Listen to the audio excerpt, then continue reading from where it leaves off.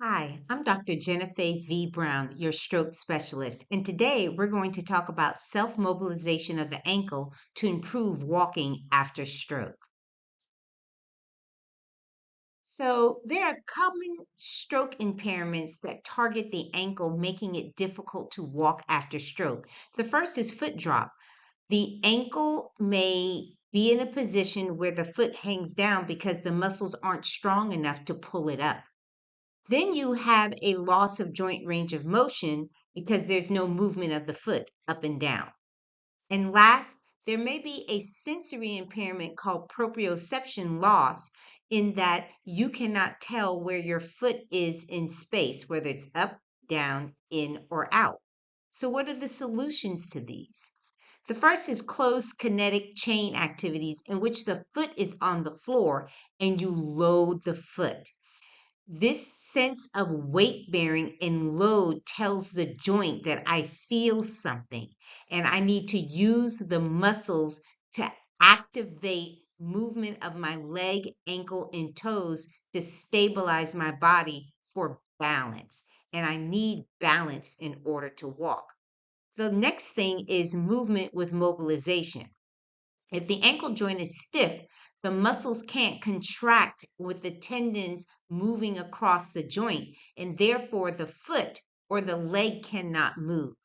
Therefore, moving will help mobilize the ankle joint, especially in closed kinetic chain, meaning the foot is on the ground. So, how do I accomplish this?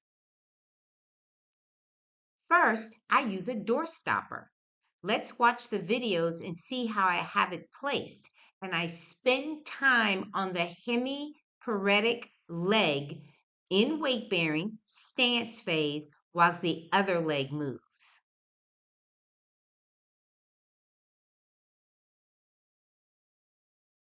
In that video, I had the door stopper at the outside of the heel. In the next video, I have it placed on the lateral part of the forefoot under the fourth and fifth toes.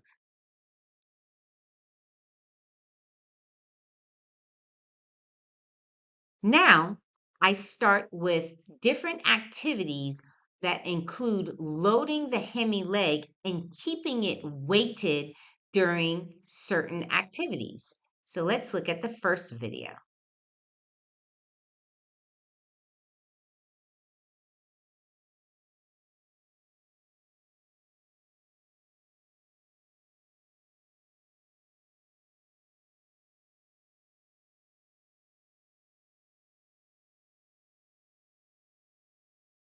Notice how I increase the stance phase time by having her place the foot up on the chair rim and then lean into it the second time. Now for squat walking.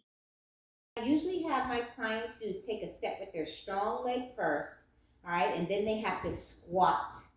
And then they have to move the strong leg forward and back, to the side and back, and to the back and then back. And then I have them hold on to the lower rung of their walker and walk in a squat position. So they are really training the calf muscle, anterior tib, and lateral muscles with the AFO on with that strap. They're working muscles concentrically, isometrically, and eccentrically.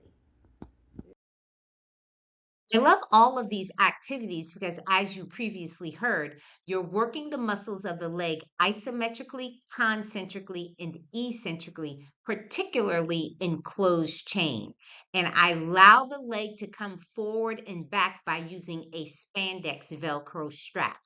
I also remove the strap altogether. So, what are some clinical questions to ask? Is there single limb stability so that the person can load their leg on the hemiplegic side? And if their proprioception is impaired, can they use their vision? Remember, the research shows that in walking, proprioception loss is a bigger detriment than muscle weakness and ankle range of motion loss. So, what are some of the clinical pearls? If you want to improve walking, you have to practice walking.